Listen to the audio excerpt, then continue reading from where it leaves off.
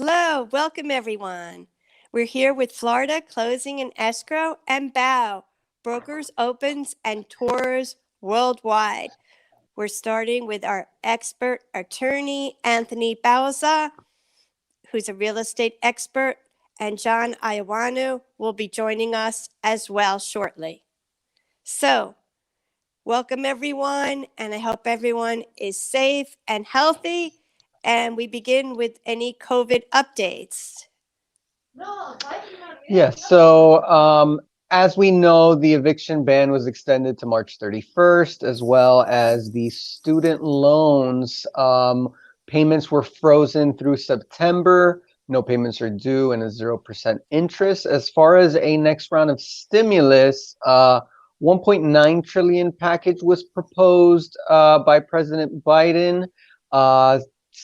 Handful of Senate Republicans proposed a smaller 600 billion. However, there doesn't seem to be full support for either side, so it's likely that the Senate will move to a budget reconciliation process in order to pass the next stimulus with just a simple majority. And as of right now, $1,400 per American and per child is looking to be very likely, although there are recent discussions of increasing this amount and possibly setting an income eligibility limit. But that is still yet to be seen, and we should have some more details on that next week. Okay, thank you. And as you know, Florida Closing and Escrow is here to assist you with your title and closings from contract to closing. We will assist you answering any questions with escrow. We are paperless, wireless, mobile, and digital.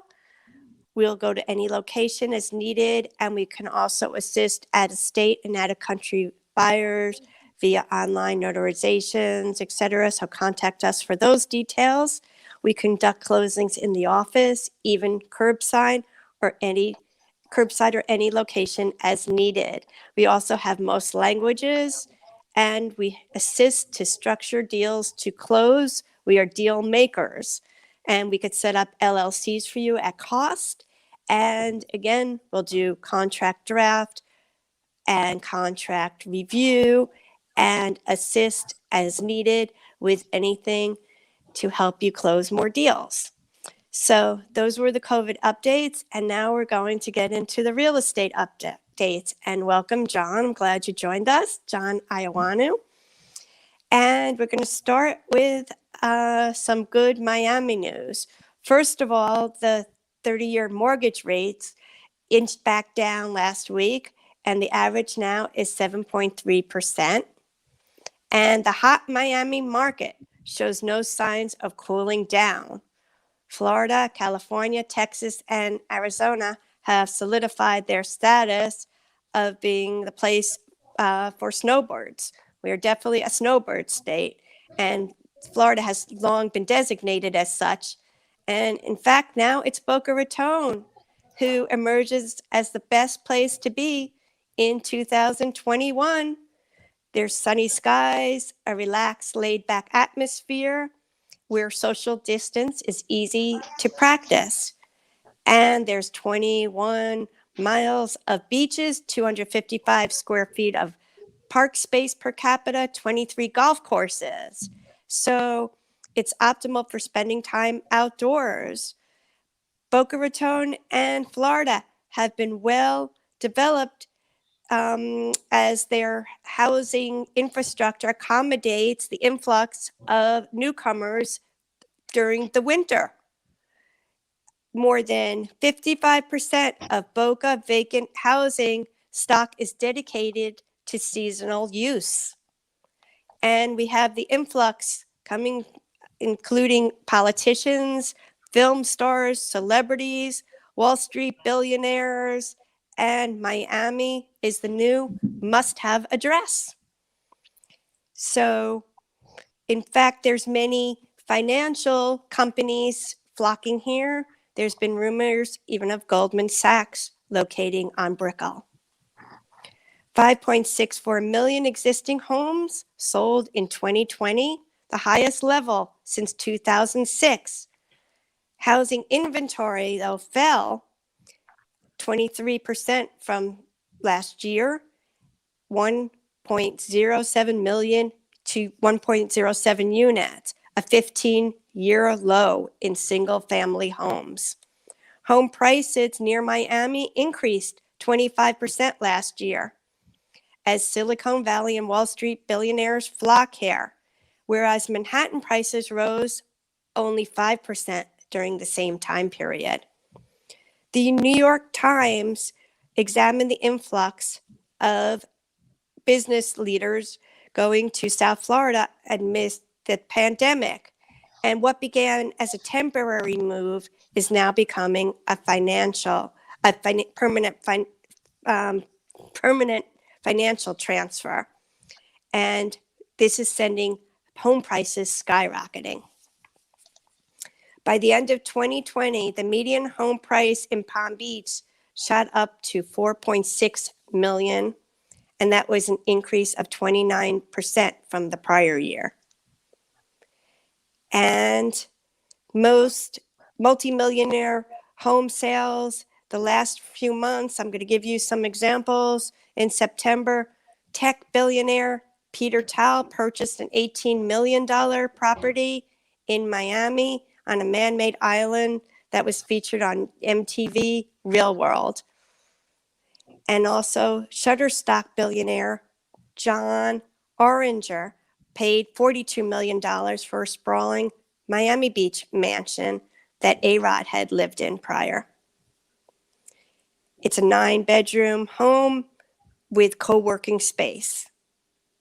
This month, hedge fund billionaire Dan Loeb purchased a 7-bedroom waterfront Miami Beach mansion for $20 million. Last year, Carly Klaus, investor John Kushner, purchased a $23.5 million home. And I'm sure you've heard Cindy Crawford, Randy Gerber also purchased a tear down for $10 million, and Ivanka Kushner. Okay, as well, Shaggy snagged a Coral Gables oasis in Coco Plum for $2.2 million. And he's a Grammy award-winning artist, as you probably know. BSD Capital broke ground on a Wyndham kosher hotel that has started construction actually today across from the Hard Rock Seminole Casino in Hollywood. It's going to have 100 guest rooms, a rooftop pool, and amenities for Jewish travelers. The famous restaurant Carbone from New York, of Michelin rating, 4 stars, 5 stars, has opened a 4th location that will be south of 5th on Miami Beach. In addition, billionaire fund manager Ken Griffin finally unveiled plans for his beachfront mansion to be built on part of his mansion Ocean to Lake Estate in Palm Beach. And this is a 1/4 mile south of Mar-a-Lago. And he has spent $350 million on the property alone. The asking price of $19.5 million for a condo at the Tiffany building sets the price record in Palm Beach. The new apartment is being marketed as an unfinished project that the buyer would customize. And of interest is the GameStop short seller who recently purchased a $44 million property after those stock trades with GameStop. And Douglas Kramer, the prolific producer behind television greats including The Brady Bunch, Dynasty, and Star Trek, has just sold his mansion on Miami Beach for $23 million. And the Reber Developments have landed a $15 million pre-development loan for a mixed-use project under construction in Aventura. This will be on 2.5 acres, 2 connected buildings that will have office space at 32390 Biscayne, and a second building will be for senior care rental units. In addition, SoftBank is to invest $100 million in Miami startups. SoftBank Group COO Marcelo Clur is launching a $100 million initiative to fund Miami-based tech companies that are moving to the Magic City. And lastly, there's a sea level update. Miami Beach is to work with the state to receive funds and continue the drive towards resiliency. And John, if you'd like to elaborate on some more good news in Miami. Yeah, basically, like you said, SoftBank is the big news, investing $100 million in the area in Miami. They were investing it somewhere else, but they have relocated their existing funds to Miami, so that's good news. Thanks basically in large part to Mayor Suarez. He's been working with tech and venture capitalists and venture investors, trying to bring them to Miami by means of social media. He's been talking to Elon Musk, PayPal, Shutterstock, and others. So there's good news there for South Florida. Also, as you mentioned, Governor Ron DeSantis on Thursday announced a $1 billion investment over the next 4 years to allow local governments to build new infrastructure to address the impacts of sea level rise and hurricanes. So that's also good news. That's going to amount to jobs in our area. And finally, the market is becoming more competitive for condo sales. Condos fell last spring and summer, but have recently turned around. Last year, the sales in 2020, when single family homes were in high demand, now luxury condos are coming back in favor. What we're seeing is a better balance of condo accounting for about 50% of luxury sales now. The condo sales have come back as we become more comfortable with living with the virus and comfortable with the safety standards of wearing masks, using hand sanitizer, and social distancing. So as a result, buyers are now wanting more condos, especially as demand for single-family homes increased while we saw a significant inventory decline. Okay, thank you. Next question goes to Anthony. Predictions for the real estate industry. They're terming the phrase hybrid brokers who are merging technology with traditional human touch. If you want to expand upon that. Yeah. So former Zillow executive Greg Shorts actually thinks that hybrid brokers will be a trend that's now emerging, where most brokers don't just offer traditional assistance when buying a home, but will also offer additional tech-enabled services. Greg Schwartz, because of this, is actually now co-founding a digital mortgage startup that aims to approach the market from this different viewpoint. It's called Tomo, and their aim is to make the mortgage process more painless for customers, offer more tech-enabled digital tools. They basically want to set themselves up as the PayPal of the housing industry. So to make it all online and electronic and as easy as possible for all parties involved. What they're trying to do is remove some of the more automated processes from their systems and leave the more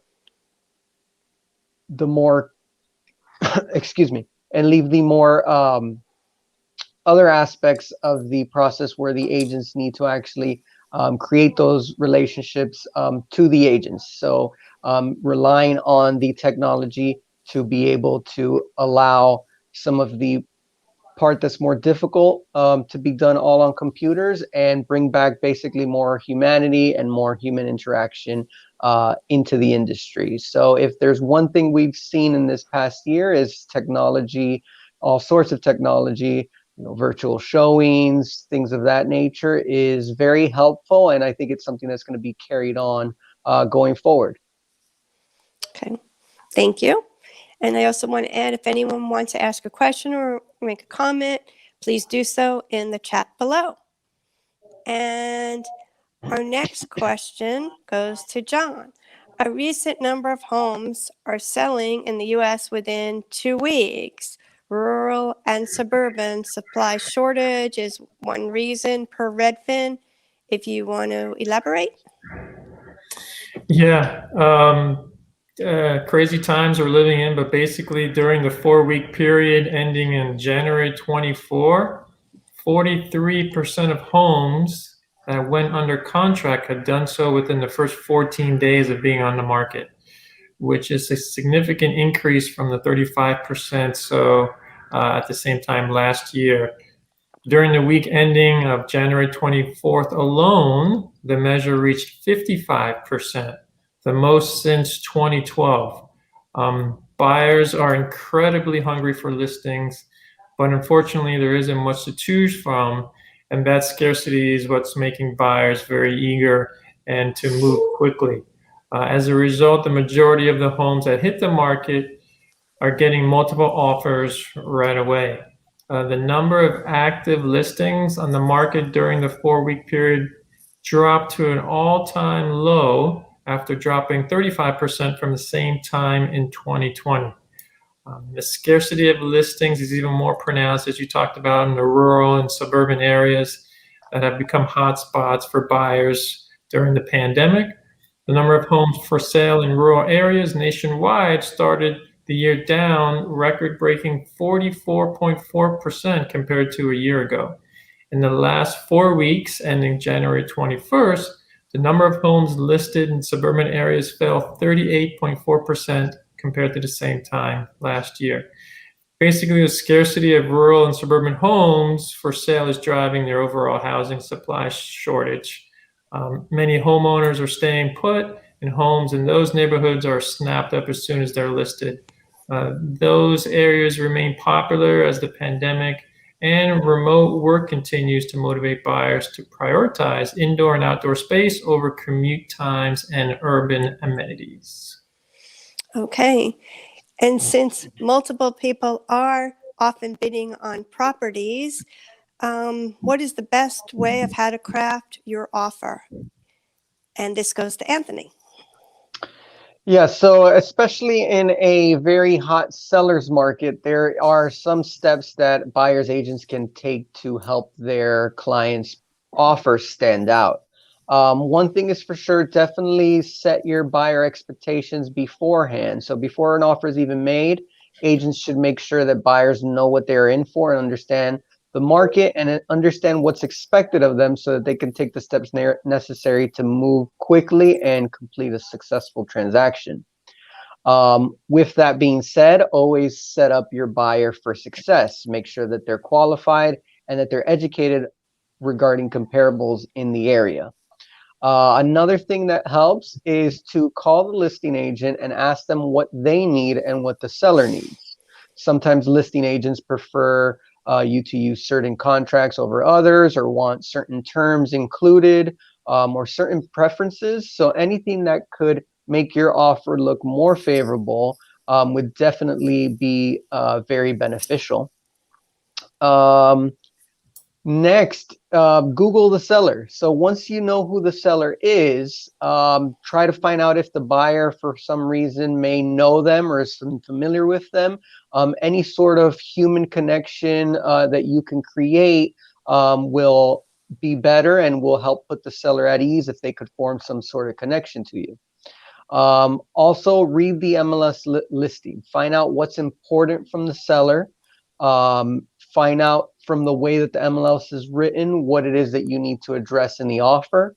And in an offer, make sure you try to sweeten the deal. A nice, healthy down payment always makes an offer look stronger, makes you look more serious about the offer that you're presenting.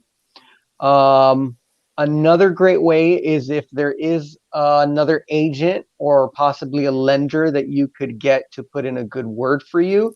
That always helps. Third-party endorsements from other participants to the transaction will definitely help to put the seller and the listing agent at ease. The buyer could also make a letter to the seller. We've seen this sometimes, to make the offer stand out and to bring that human connection in. The buyer can write a letter offering to introduce themselves. And ultimately, this can be an emotional process of selling your home, and it helps to make that connection with the seller.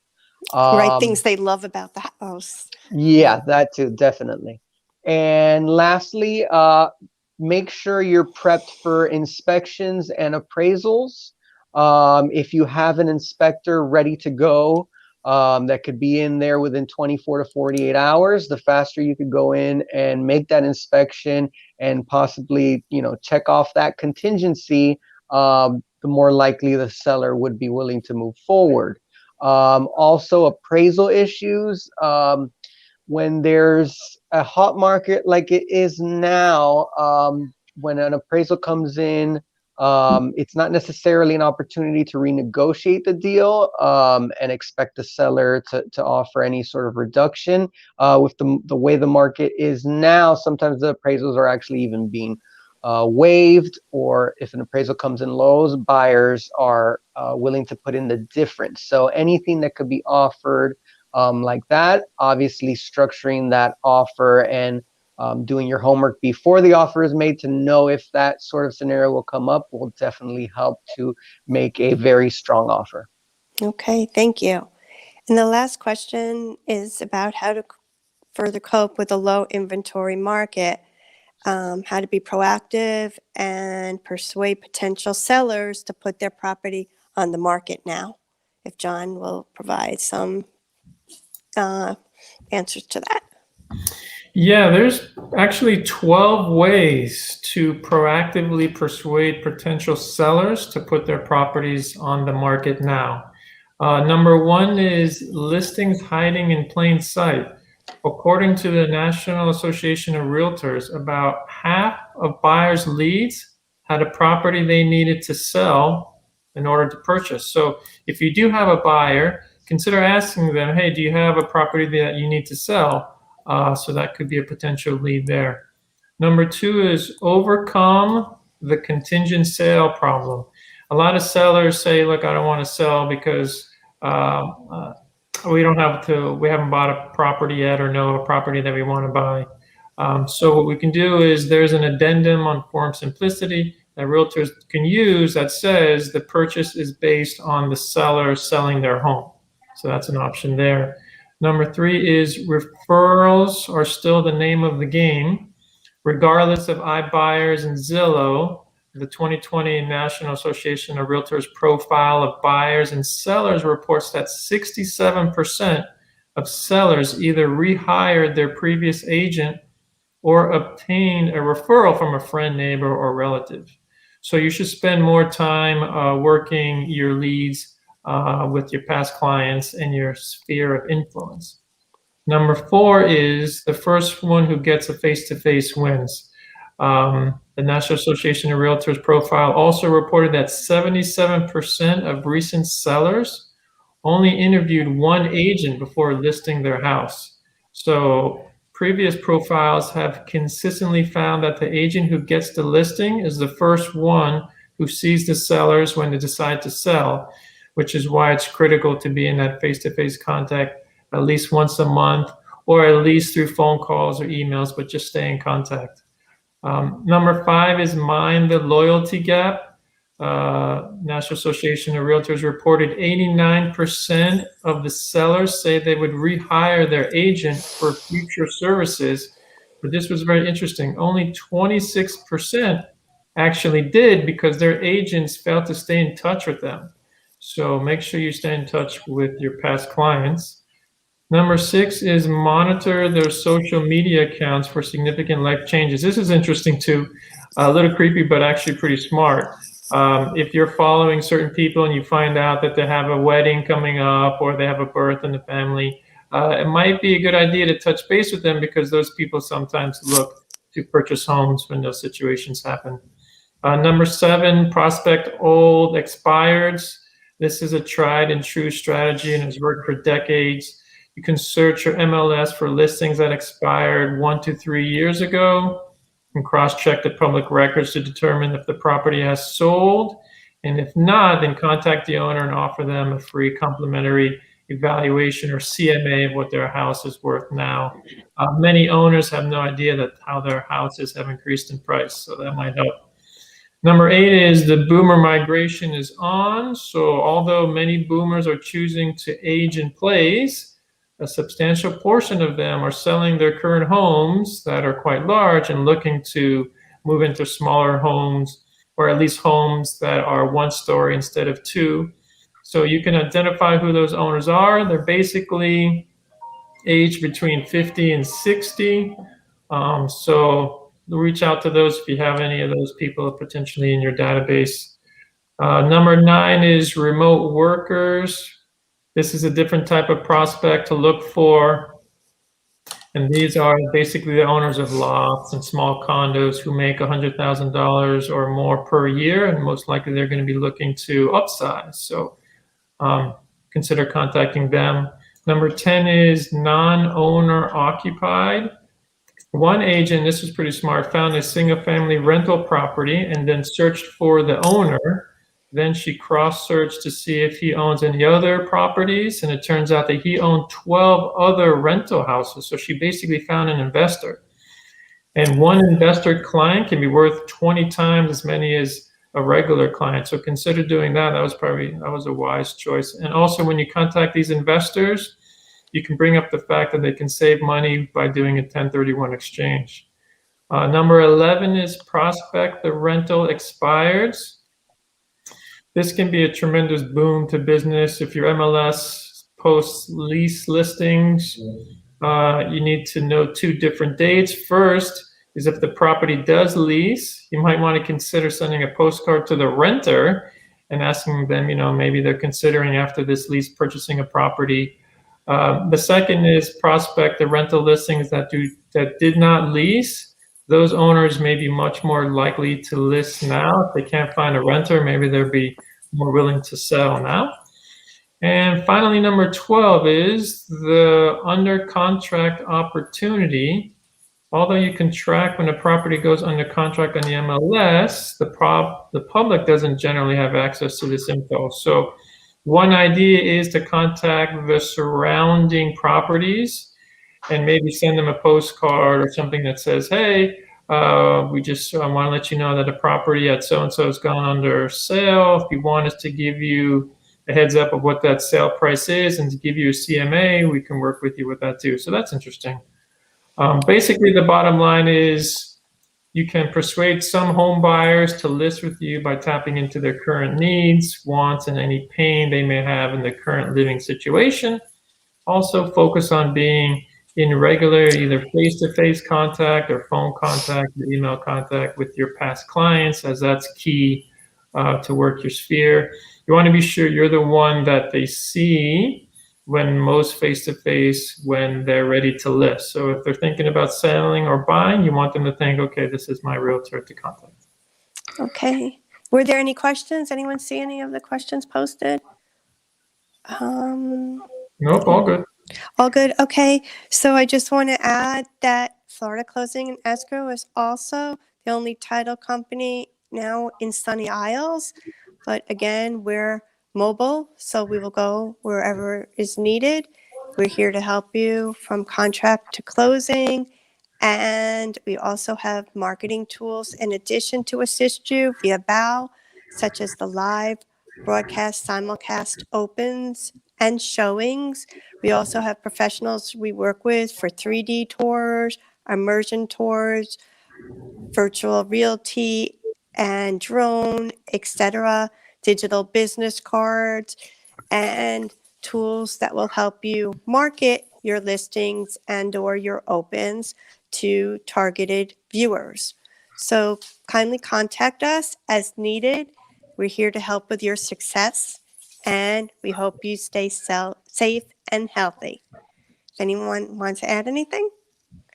Otherwise, we're floridaclosing.com, and tune in next week at 2 p.m. for more real estate updates. Thank you for joining us.